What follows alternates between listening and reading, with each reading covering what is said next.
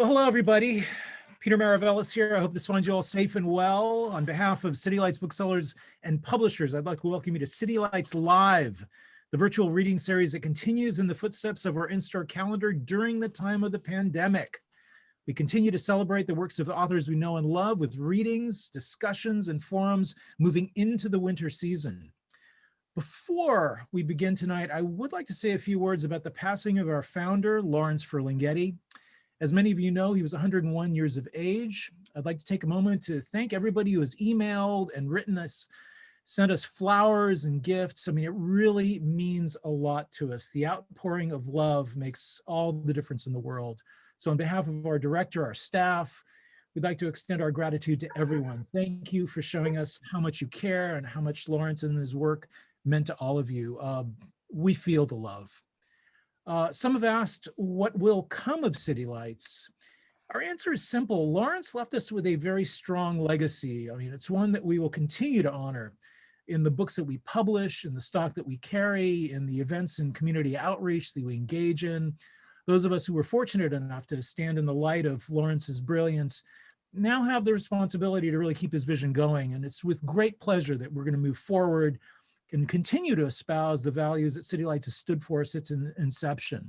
We intend to build upon Ferlinghetti's vision and honor his memory. We will continue to sustain City Lights into the future as a center for open intellectual inquiry and commitment to the literary culture and the progressive politics that we're well known for. So although we mourn his passing, we also celebrate Lawrence's many contributions and really give thanks for all the years that we were able to serve by his side. It's been a great honor. So with all that said, we move on to the program at hand. We are delighted and honored to have with us two exceptional writers. We have Lidia Yuknavitch and Lance Olsen. We've been trying to get them back into the store for years now. It has been many, many moons. So it is a delight to finally get them back, albeit virtually. But regardless, really, really grateful to have you gracing our electronic halls nonetheless. So we are celebrating the paperback release of Lidia's new collection titled Verge. It's published by Riverhead Books. It has been named one of the best books of the year by Bustle and LitHub. We're also celebrating Lance's recent release, My Red Heaven, published by our friends over at Zank Books. Yeah, and there it is. Lidia is the national best-selling author of the novels The Book of Joan, The Small Backs of Children, and Dora, A Head Case, and of the memoir, The Chronology of Water. She is the recipient of 2 Oregon Book Awards and has been finalist for the Brooklyn Public Library Literary Prize, as well as a Penn Center USA Creative Nonfiction Award. She makes her home in Portland, Oregon. Lance Olsen is the author of more than 25 books, including his most recent, My Red Heaven, and the novel Dreamlives of Debris. His short stories, essays, and reviews have appeared in hundreds of journals and anthologies. These include Conjunctions, Black Warrior Review, Fictional International, Bomb, McSweeney's, and many, many others. He has received numerous honors for his work, including a Guggenheim, a Berlin Prize, an Artist in Berlin Residency, an N.E.A. Fellowship, a Pushcart Prize, as well as a Fulbright Scholarship. He teaches experimental narrative theory and practice at the University of Utah, where he directs the creative writing program. Before we start, I would like everyone to know we're going to be posting links in the chat function with which you can purchase books. Very, very important. We really need you to support these programs, and buying a book is the best way to do it. We're also going to be taking questions and comments from the audience in that same chat function. There's going to be a Q&A at the end, so please do post your questions there. Hey, it is such a great honor to have both of you with us. Lidia, Lance, welcome to City Lights Live. Thanks so much. Thank you, Peter. We're here for each other. We want you to know, Lance and I, we think we've known each other about 30 years. So that's the first thing you should know. And we've known some of you a good long time too. So we're thrilled to be here with you. But we're also here for City Lights Bookstore. Lance and I have a history at City Lights Bookstore. We have read there together for years and years, and then we would go over to Vesuvio's right next to it and have scotch as the post-reading ritual. And so if you know anything about independent bookstores right now, they've gone through the same crucible we all have individually, only in a bookstore community center difficult way. And so we're here for them too. We're here for City Lights too. We made a pact or a spit shake that we'd both read, and just a little bit. And Lance is gonna go first, and then I'll read a little bit, and then we're gonna try not to swoon and cry on each other because we miss each other so much.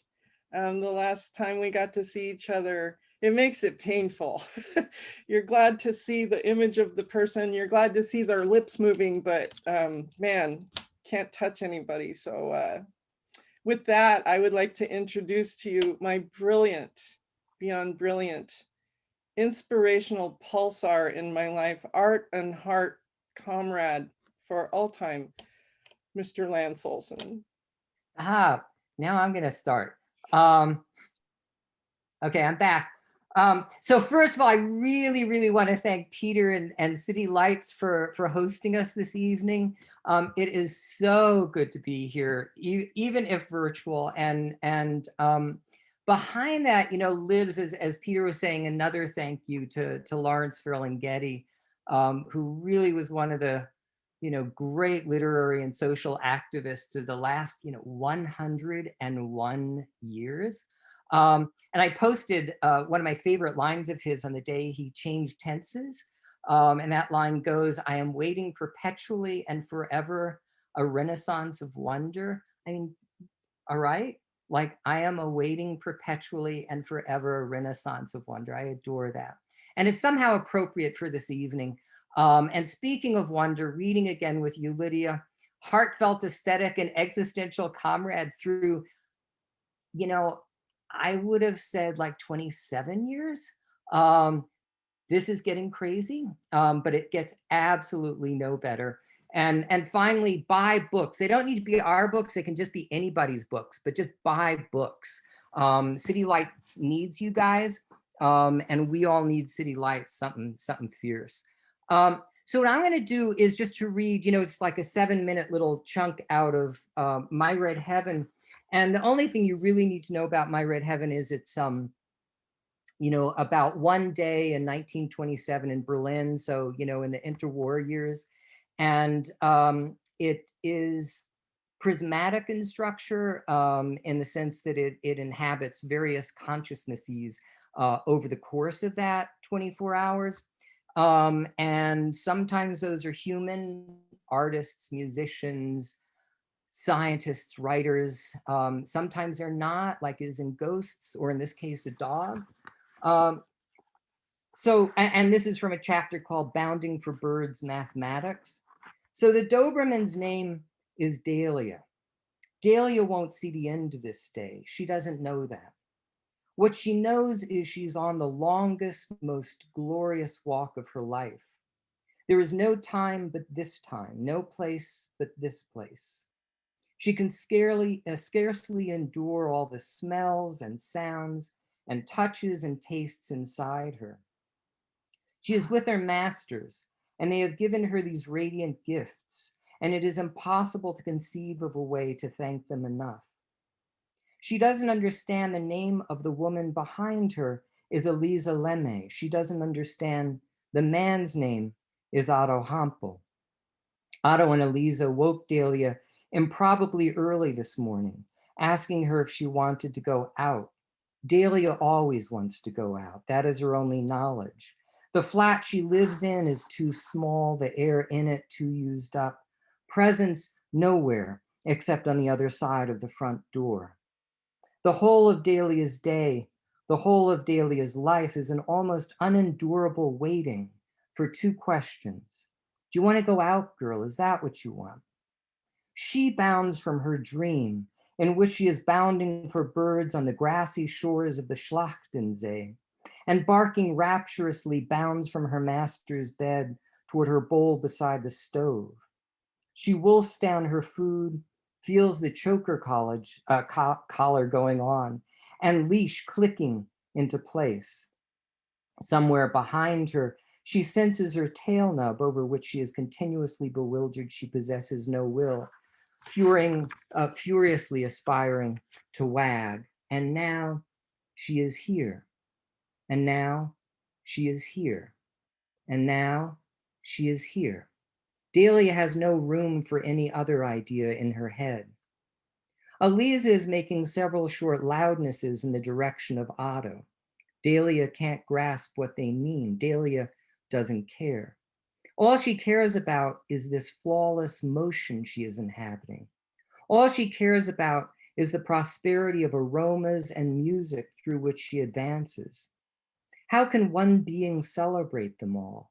Morning soil, clang gods, urine echoes, flower breaths, the indescribably compelling shits of other dogs. Some shoe polishers no taller than Dahlia's hocks, some small bear huge and hairy, some agile, some nervous, some crippled, some cocky, some bereft, some almost as elated as Dahlia herself. Dahlia savors the elementary pleasure that she could kill them all. Eliza says to Otto, smoke bulging from her mouth up into the acute morning nip, I feel like an idiot. It's not going to rain today, Otto says. He considers the enlivening sky through the branches, adds it should rain on a day like this. Maybe we should give it more thought, says Eliza. She is 23, barely finished grammar school before dropping away from ruler smacks to become a domestic servant. And now her hands look 45, puffy, reddish, big-knuckled. Otto is 27, large-eared, thin-lipped, meager-chinned. He fell into factory work after the war and cherishes Eliza's hands because they tell him the same story every time he looks at them. I know what it feels like. I know how to pilot this place. Maybe we haven't done the math right, Eliza says. She already knows there's no more math left to do. The numbers are the numbers. If there were more numbers to do, they would do them. Otto opens his mouth to respond. Eliza's frown stills him. Wordless, they finish the cigarette they're splitting. Otto kneels, calls over Dahlia, clicks off her leash. The Doberman wavers, looking up at him for guidance. Otto pulls a fist-sized dirty white ball from the pocket of his double-breasted coat and rises and chucks the ball far down the path between the lindens. Dahlia blasts after it, passing a funny-eyed old woman with long gray hair. Otto lights another cigarette, sucks the smoke deep into the abundant branches of his lungs, passes it to Eliza, trying to let the sear in his chest overrun him. Near the end of the path, Dahlia scoops up the ball, breaks 2 meters farther on, spins, and imagining the skull of a small animal between her jaws, a squirrel, a baby, blasts back toward them, an ecstatic black visual slur. Sentence fragments orbit Otto's head. He decides not to speak any of them. Instead, he kneels again, calls Dahlia over, clicks her leash back on. Eliza bends and fluffles the dog's neck and face and ears, and now Dahlia is here, and now she is here, and now she is here, and now, slobbery, dirty white ball in her mouth, she is trotting someplace else. She can't wait to discover where. She pushes forward into sunlight, proud, whirring with joy, oblivious that at the end of this walk, she will meet a line of puzzled fellow dogs. Dahlia will wait alertly with them. Fragrances and loudnesses boisterous around her, confident her masters have the situation in hand. And at the end of that line, a sour-smelling man in a white lab coat will unceremoniously yank her choker tight, as if she has just misbehaved, although she will be sure she hasn't, and shove her into an airtight metal box with 3 other baffled, yipping dogs whom Dahlia has never met, slam down the door, and flip on the gas valve. For just under a minute, Dahlia will remember bounding at those birds in her dream, feeling as if she is at the gray edge of waking again. And then she will be over. Lidia, take it away. Unmuting. Whoa, vibrating. Did you read that for my dog, Sadie? Totally. I I haven't gotten to meet Sadie, you know, it's only been on Facebook. So I'll just tell you, nailed it. Hey. Nailed it. I'm going to read a short piece from, if you've never seen this book, there's a wolf in the middle. This is the little rainbow wolf book. So the dog connection is right there on the cover. I'm going to read a little bit from a story called Cosmos. The city's Destination Sky Planetarium gave a laser light show every Thursday and Friday night, and the show included the music of Pink Floyd, Dark Side of the Moon, and the audience was mostly teenagers. On these nights, the planetarium lost its scientific property and gave way to sweat and to the movement of hands, and lips sunk down low in theater seats. Constellations and galaxies surrendered to configurations of neon-colored light, geometric patterns translated into math equations, music that failed to narrate and yet fully described. The eyes below did not study, they just looked on, stoned and beautiful and glassy gray and marble-like, filling the dome as close to full as was possible with teen. The planetarium had to be thoroughly cleaned every Saturday morning as the teenagers left all manner of themselves behind, like sticky and worn cultural artifacts. Food, gum, cigarette butts, condoms and rolling papers, lip gloss and rubber bands, plastic drink containers, soda cans, straws, and beer bottles that rolled to the center of the floor and rested there like tiny spaceships, marooned and abandoned. Ty Connor did the cleaning and had been doing so for the last 8 years. He'd learned the species in precise detail, watched them gather there in the dark, recorded their behaviors, kept notes, formed hypotheses. His fascination with social organization and human structure filled his head with bubbles of untamed thought. The teens seemed to carry a world of matter and energy within them. Everything they left behind became something he wanted to save, to sort and arrange into new thing that was beautiful and true. He wanted to harness and remake their entire existence. So over time, from the materials they left behind, Ty had built in his home a kind of tiny city, an architecture of their leaving. He commandeered his dining room table and used it as a tableau of their existence, assembling the evidence of teen presence there like a sophisticated model of urban life. The teens who swarmed out of the planetarium left things that they didn't seem to need or want, things that fell away from them like artifacts, a cracked iPhone, various vape devices, batteries and atomizers, flasks and old school silver lighters, hair ties, a Fujifilm Instamax Mini 9 in bubblegum pink, a wireless mobile Bluetooth speaker, a pair of Beats headphones, all manner of water bottles, a worn PS4 controller, a paracord bracelet. When he thought about the objects and the city he was building from them, he was filled with awe. He saw the future bright and beautiful, a future that easily discarded morality and good citizenship in favor of an existence based on liminality and provisional presence, like television waves or information traveling by phone or electromagnetic light. And amid the debris, it happened one Saturday morning that Ty reached down under one of the Destination Sky Planetarium seats with his plastic gloved hand and found himself holding an arm. At first he thought it was a baguette, like the one he'd found once before, along with some molding brie and an empty wine bottle, somebody being romantic. Then he thought it might be some kind of a gag, a summer sausage, a stuffed piece of pantyhose, something teens do. But it was a human arm, bodiless, the hand intact, stiff and clawing and white. That's all there is to that. You have to read the rest to find out what happens. Thanks, you guys. Yes, we are dutifully by the books that were released in the mouth of COVID.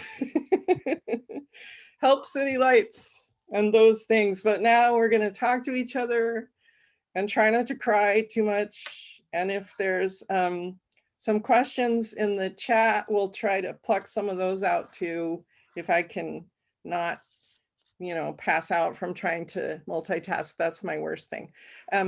But Lance, brilliant, beloved, how might we start this discussion? I just happen to have a question I have prepared just for this. And then we can kind of take it wherever we want to go.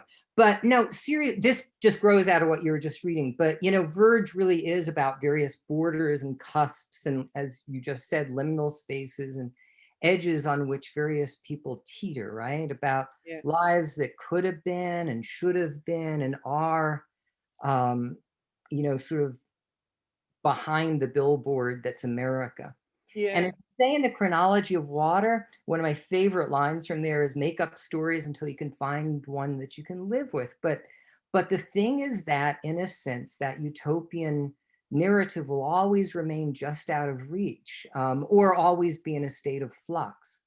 So to start our conversation from maybe a slightly curious angle, the result for me, you know, in reading Verge is something forlorn in the overall tone that I associate with sort of the blast furnace realities of moving through middle age and looking back and taking stock and sort of contemplating what might come next. And that puts me in mind of a passage from Olga Tokarczuk's incredible book, Flights, which you should yeah. And maybe you just want to riff off of something I said. Maybe you want to go a different way, but let me just go ahead and read you the passage and then we'll see where we go, okay? Yeah. But so this is about one of the characters. You don't need to know anything about it, but the passage is the thing. She thought about how no one had taught us to grow old, how we didn't know what it would be like. When we were young, we thought of old age as an ailment that affected only other people, while we, for reasons never entirely clear, would remain young. We treated the old as though they were responsible for their conditions somehow, as though they'd done something to earn it, like some types of diabetes or arterial sclerosis. And yet this was an ailment that affected the absolute most innocent. What? We have so much to talk about with that, but that should open us up. Yeah, hold the book up for people who don't know this book. It's such an amazing book. It is. I love it so much. It's absolutely beautiful. We both locked on that page, literally. And I saw Lance post it. I was like, like that right there. And so it's good to hear two people who are our ages. Tell them how old you are, Lance. 64. Yeah. And I'm going to be 58 in June. And we've known each other for around 30 years. And so this thing we've heard about called aging has happened upon us, to us, in us, outside of us. But I've just been sitting in a room very much like this one alone, putting words on a page, same as I always did, right? And so it's sort of like you got blindsided by something with no guidebook. And there are a couple things I can say, and then I'll just pass it back to you. One is aging isn't what they told us. And that passage is spectacular in speaking of it as if it's an illness, or, you know, this word arterial sclerosis, this sort of, you know, like petrification or something that occurs. And yet, in some ways, and you don't have to agree with this, anyone here, but I feel like I'm at the zenith of anything I've ever known how to do or wanted to do. I feel like I'm in like the suite of creative anything, even if no one ever reads it again. Like I finally have at least an inkling what I'm doing. and I want to like start from here and move into full-blown creative practice, full throttle, not care what anyone wants me to write, but just write. And yet this is the place where age comes back at us and makes a narrative upon us. And so in some ways I feel like, well, shit, maybe it means from today forward, every page I write is a resistance narrative against the idea that life starts at birth and ends in oldiness and death. Maybe there's a resistance narrative available that creative process and creative production is the antithesis of a linear aging process. That's all I got right now. I mean, I just made that theory up tonight. What do you think? I think, so I have a couple responses, but I want to come back to the notion of resistance narratives, because I think every narrative is a resistance to death. The very act that they're in the world, you know, is a resistance. But I want to come back to resistance in a different sense in a bit. But, you know, if we were basketball players, and that's really what we had wanted to be, which is obvious from both of us, Yes. is we would have peaked by the time we were in high school or by the time we're in our 20s sometime. I mean, that's all you got, right? Yeah. Yeah. And writers work in a whole different sort of key, right? And I felt seriously with the first several books that I didn't know what I was doing, and that was a bad thing. And then I learned that I didn't know what I was doing, and that was a good thing. Yes. And that's the reason we get up in the morning, is that we don't know what the hell we're doing. And to write toward that, to write toward the not knowing is the whole shebang. It's totally that, right? And that sense of uncertainty and not know. Like if I get to know something, then I'm that basketball player at 19, then I can give it up. And I think we're in a really interesting spot, because I do think existentially, aesthetically, philosophically, but also in terms of the body, it gets better as you go on, because you have more resonances, right? You're carrying more stories, you're carrying more, you know, what we used to call wisdom. I used to think I knew some stuff, and one of the great things of passing through the blast furnace is understanding you know a little less every day, in the most magnificent way, right? I mean, we're back to Ferlinghetti and the notion of you know, awaiting wonder. So I actually am like you, and I think we really bond, you know, on this as in so many other things. Feeling like I've really taken the first, you know, I don't know, 50 years or so to get where I wanted to go. And now, you know, I don't know things other than the things I didn't know before that really wake me up in the morning, which takes us back to resistance narratives. And I want to just talk a little bit about and listen to what you have to say about this idea of narrative, like the kinds of narratives that we do. We do both similar things and we do different things. Yeah. The thing that our narratives share is a sense of resistance, and not only to death. I think all narratives do that, like I say, but I think toward a kind of narrativity that we've been enculturated to accept. We resist that thing. And I want to hear the why of that from you, and sort of what you're thinking about with respect to that. Yeah, I remember in the first decade or two that we knew each other, we people who were writing kind of like us would talk about writing against the grain. And it was kind of a Benjamin place, Walter Benjamin place to be scratching things on a piece of paper, that your job as a writer was to be writing against the grain of cultural inscription. And so those were the words we were using with each other, like we're all writing against the grain. And it was kind of like a punk slogan instead of high literary theory. And it was on t-shirts and tattoos. And but for me, even if we call it something different now, the writing against the grain is to take what's been projected onto you, both as a person or an individual in life, living your life, but also as a writer or an artist. Take what is projected onto you by your culture and rearrange it. Mm-hmm. You know, take the elements of the story, pull them apart, and do something different with them, because the stories that are projected onto us are a means of holding us still to serve the state. And that sounds stupidly Marxist or bogus Marxist, but it's a means of holding us in place in storylines. I see you, Skylar. I see you, Caitlin. It's a means of holding us inside storylines where we're good citizens and we're still and we're clean and we're proper. Yep.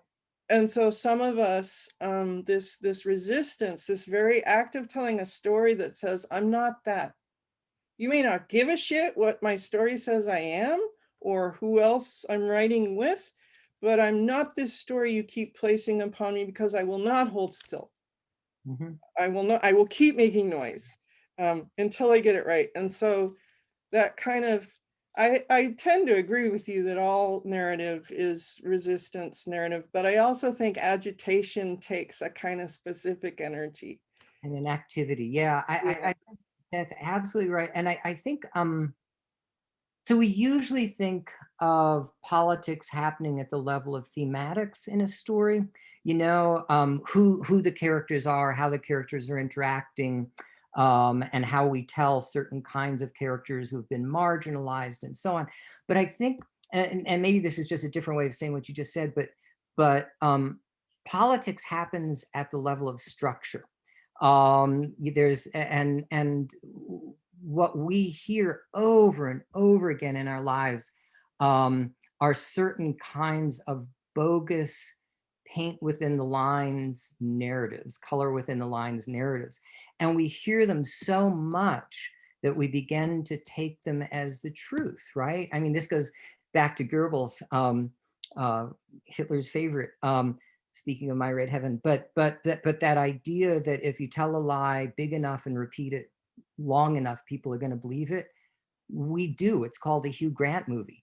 And I think what's really important is to find, you know, and this takes us back to Chronology of Water in that line, is to find the narrative that works for you at the time, that works against the narrative structures that have been imposed, but that have been imposed so deeply that we think that's just what narrative is, right? Beginnings, muddles, and ends.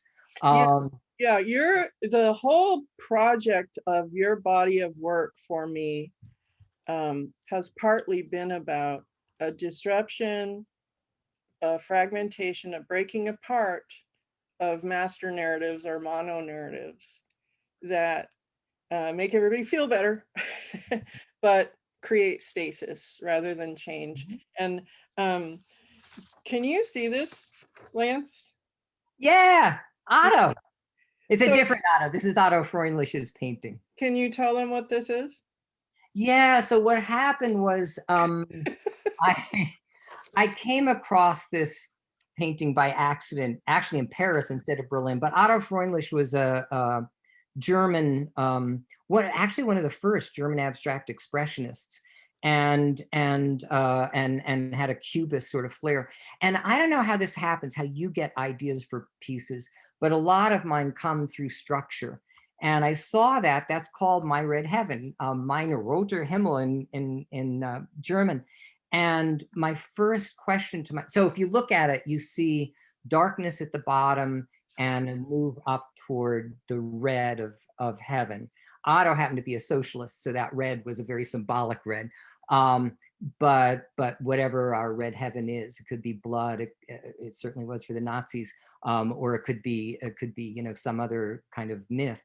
but I read it backwards, and so for me it works down toward the inevitable black. Anyway, so the question I had when I saw it, like it just popped, like what would a novel look like that looked like that, and how would it function? And in my Red Heaven, each of these little narratives, these little consciousnesses I visit is a little patch in Otto Freundlich's painting. And the only thing you need to know beyond that is that Otto had this, he is known for something that never happened.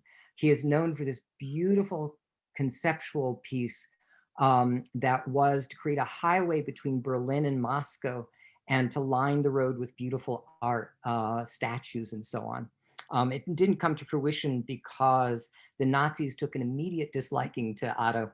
Indeed, one of his sculptures forms the cover of the Entartete Kunst show, the what do you call it, Degenerate Art show, and he ended up being caught by the Nazis. He tried to escape, but he was in France. He didn't get away and was killed the first day he got to the camps. So all of that's embodied in that painting. You know, you look at it and you go, a bunch of colors.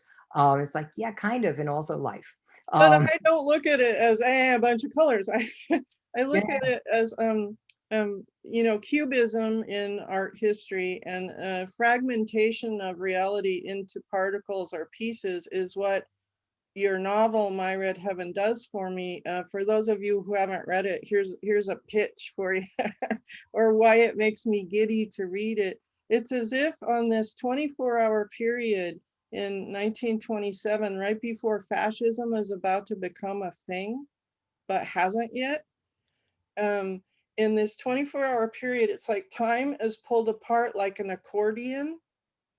And in that 24-hour period, Lance has entered the consciousness of several different kinds of people in these brief fragmented moments. And some of them are famous historical figures, and some of them are dogs, like we heard.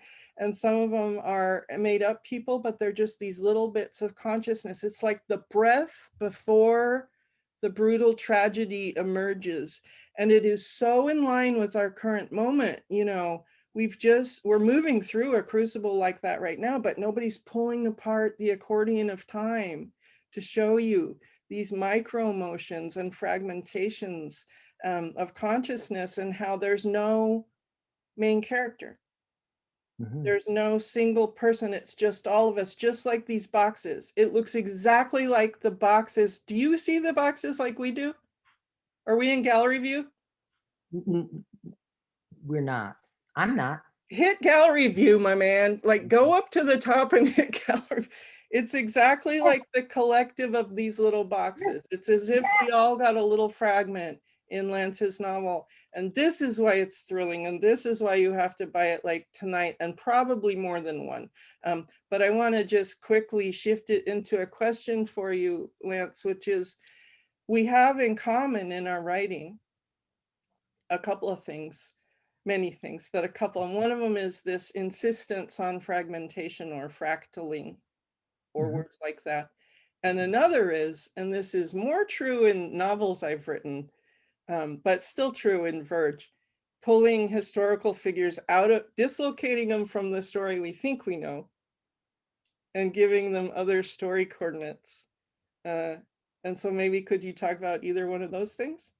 Oh man, yeah, the pulling historical figures out. I mean, what is stunning to me is how many things, how many through lines there are between our large works, right? One of the things that really I find alluring about dealing with historical figures is that ultimately you're dealing with history. And as soon as you're dealing with history, you're dealing with dominant narratives. And as soon as you're dealing with dominant narratives, you must rupture them. And so I think both of it, I'm thinking of Dora, of course, but I'm thinking, you know, this idea of even asking ourselves how the past is a problem is something we're both deeply involved in, right? Who's telling the past, how they're telling the past, how you work through the past, what past you work through. And I think, our, as in all of us here's most recent past has been a nightmare of 4 years. And how to deal with that. And that's actually one of the other places that my Red Heaven came from. I started during the super dark days where we all woke up after the vote and said, what the hell just happened? And what do we do? The first thing, I've lived in Berlin on and off for about a year and a half here and there. And one of the first things that happened was my inbox filled with messages from my friends in Germany going, we've like all seen this film. We know how it can turn out. What are you guys doing? And I thought, oh my God, there's so many parallels between, Germany in the 1920s and the decisions that we had to make. And now, of course, because we all want happy endings, we think now we're in a happy ending. No. We're nowhere near, we're in, the muddle, and things can go really, really dark. And every many ways are, right? Holy God, our capital tried to get, overtaken by a bunch of white supremacists and neo-Nazis. That's a thing. So, yeah. And it just similar in the ways that you conflate past, present, and future so often in your storytelling. There's a way in which the crisis you're describing was here from the get-go in all lands that were discovered and colonized and overtaken. That narrative from the get-go has been the apocalypse or the horrible historical marker.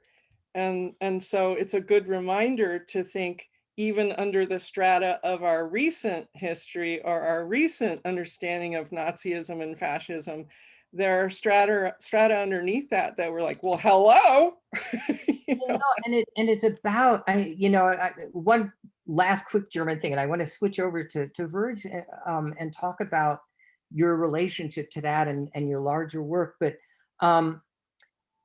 how the past is remembered after genocide is incredibly important. And Germany made it its business, right? Germany's made it its business to remember World War II and the Holocaust, and not just the Jewish Holocaust, but all the Holocaust that went, of gays, of dissidents, of everything. And they have these things called Stolpersteine, which are little plaques as you're walking down the street that you're looking down at the sidewalk and you see, and they list the family that was taken from the house next to you that you just passed, right. Which concentration camp they were taken to, how they were killed, and there are all sorts of those kinds of memories of death. It was a death culture, and it was so funny. I have relatives that I'd like to apologize for, and there's a number of them that can't understand that our country was founded on precisely the same principles of genocide, of a kind of eugenics. Yep. And it's just Nazi in a different guise. And yet, we have a whole nationalist narrative that we have to adopt and blah, blah, blah. So that's really important to understand exactly the ground we're standing on and how close that is to the ground that Germans stood on in the 1920s and 30s. But okay, so back to Verge, and we should also take some questions in a second. So maybe I'll just wrap in the sense of, let's see, where I want to go. To Cosmo, since you read a little piece of that, and maybe we can listen to you riff off of this into something that we've already talked about and take it in a slightly different way, though. So we just heard about Ty Connor, right? And we heard about this incredible, I want to call it sort of an aesthetics of trash. We have a mutual friend who's named Larry McCaffrey, who coined this term, I think back in the 70s, for a kind of artwork, writing associated with people like Donald Barthelme. But Ty, this custodian, actually creates his own kind of aesthetics of trash, right? And then he finds this human arm under the seat and adds it to what he's created. And what's important is he does that to introduce the organic into a composition that hasn't been organic. Right. And thereby, for me at least, Lidia, is an element of death, right? There hasn't been life, there hasn't been death. There's just been this aesthetics of trash. Now there's death. And so I want to talk a little bit about your relationship to Ty, and how his vision sort of rhymes with your own aesthetic vision. And also, and this is so true of so much of your work, right? This idea of using the parable as this underlying rhythm and this underlying shaping principle. You never feel like you're reading the thing itself. You're never feeling like you're reading realism. You're reading something that casts resonances that are so much more, I don't know what, mythic or something. So you want to talk a little bit about that? Well, I'll cop to the fact that I remain ever more, the older I get, deeply suspicious of psychological realism. I think it's a hoax. Mm-hmm. And I think that narrative has been driven that direction is endlessly upsetting to me. So I'll say that right off the bat. And anyone's free to ask me more about that if you want to. But in this particular story, yeah, it's the idea that pitching death away from us as the end point of lived existence ignores everything the planet and animals and plants have been trying to tell us since, the birth of N.E.A. on. Putting death at the end of the story is a narrative move. And back to your point about all politics and narrative are structural or formal. Putting death at the end of a narrative telos is can only take stories a certain way, and that's the only kind of story you can tell. And so I'm often, as you have discovered, I thought I was so stealthy and abstract and sophisticated. I'm often putting death just literally plot-wise, formally, at a different place in the story than the ending, so that it can be generative over and over and over again. Because that's what it has been in my life, and we don't need to go into sad storytelling mode, but I have experiences in my life where that was true. And I have noticed that in other religions and other philosophies and other cultures, this insistence in puritanical Western American culture that death is at the end of the story has fucked us. It's not only made us not good people and kept us from having the kinds of connections and relationships we might have in communities and bigger, but it makes crappier stories from my point of view. And so just for anyone out there who is a writer, if you just move death around in your story and loosen up its definitions and meanings so that it could be more than somebody stopped living. This guy Ty in the Cosmos story, he figures out that the dead arm is organic material, and that's the one element he was missing in his pretend little city on the table to make it quote unquote real. And so that was my resistance narrative against realism with my parable that says, I call and raise realism. This is the thing realism misses. That death is not at the end. Death happens in our lives every nanosecond, to use one of your words, Lance.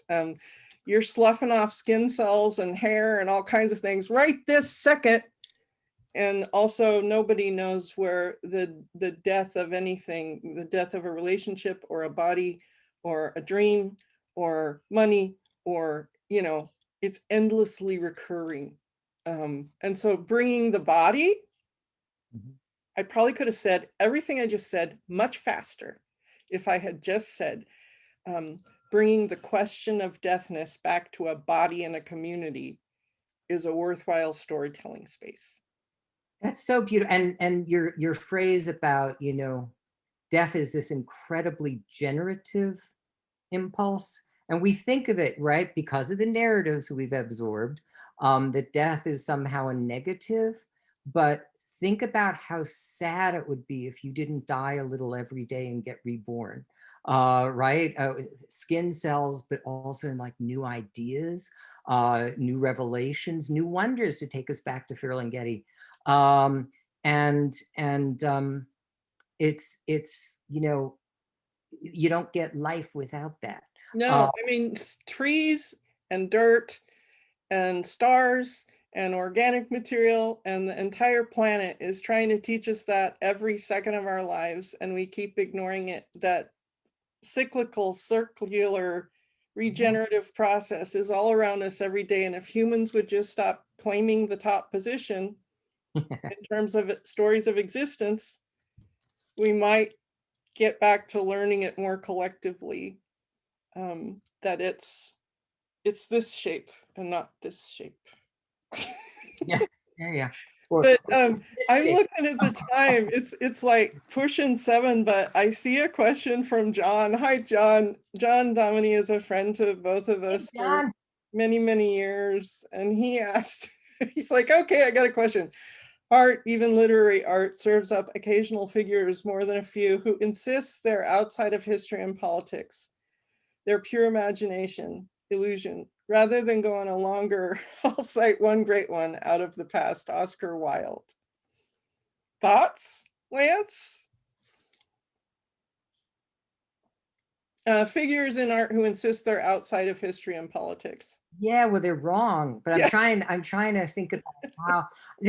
So the most political stance anybody can say is to say I'm apolitical, right? That means you've learned nothing. And in life, I mean, right? And it means you're hermetically sealed against the world. And so yeah, I mean, art for art's sake, oh my God. And so Wilde, like Wilde of all people, given his own history, right? And his own hideous abuse, you know, at the hands of a culture for being gay and for, you know, transgressing because he loved somebody and yet he can turn around and go, you know, it's all just ahistorical. No, and I think, you know, that was one of, so actually this is a good question to pivot back to you on too.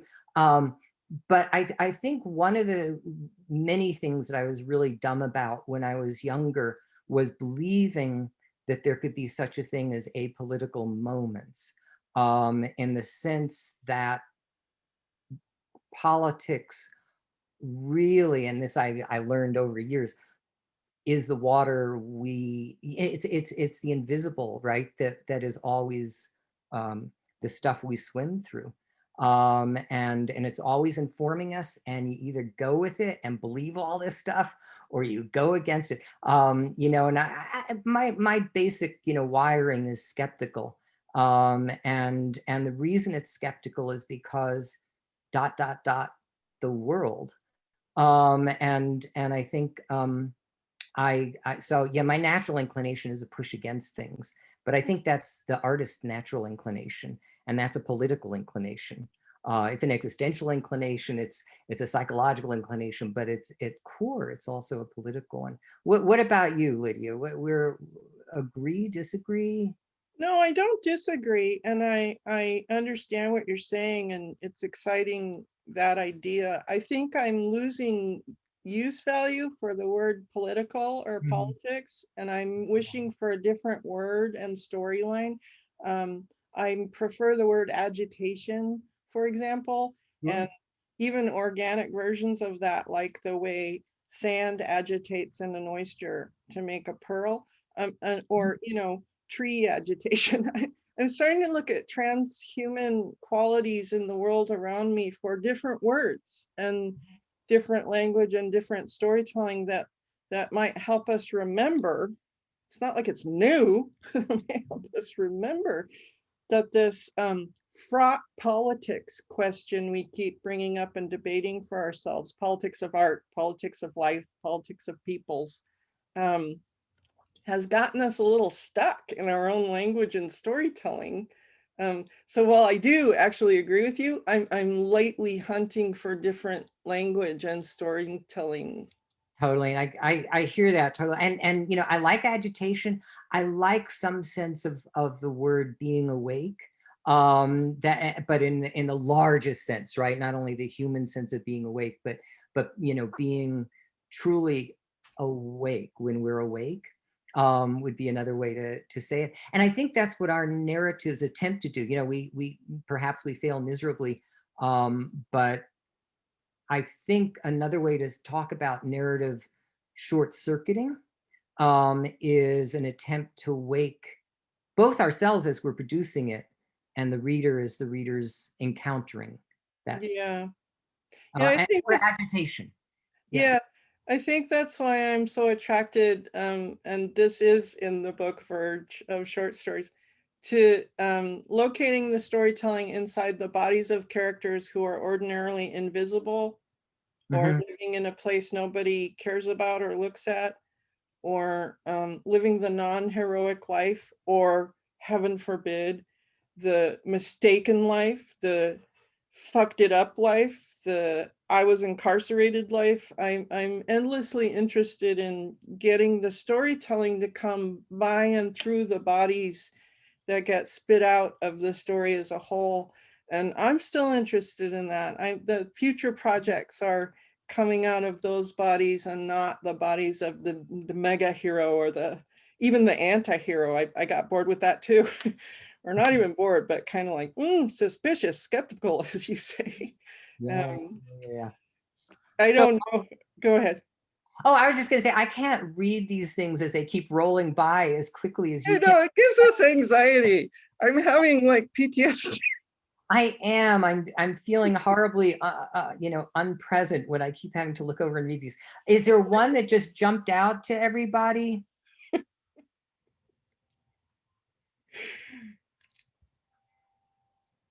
Oh, Caitlin had a good one.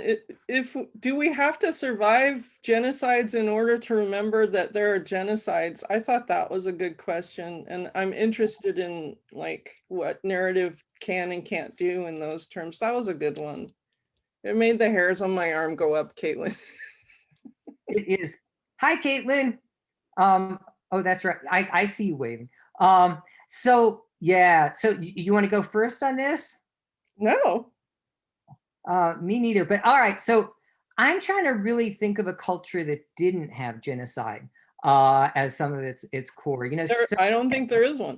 no, and I think, you know, we create these utopian narratives again that have no relationship to the truth about other cultures, because it makes us feel like somewhere out there there's a platonic right, and we just have to embrace that. But the more one studies, you know, history and other cultures, the more one realizes actually at base, there's something really brutal about how cultures determine themselves and generate themselves and grow. And so it's not about, so it is about having to pass through genocide, but what's more important is it's having to understand how to talk about that and make it part of you. And one of the reasons, you know that like every movie from 1945 until last year, if there's a bad guy, it's a blonde Nazi. And that's because Nazis are really easy to hate because you can put them out there, right? We've learned their badness incarnate, that they had kids, that they loved Bach, that they died horrible deaths, that we don't think about those things. They were bad.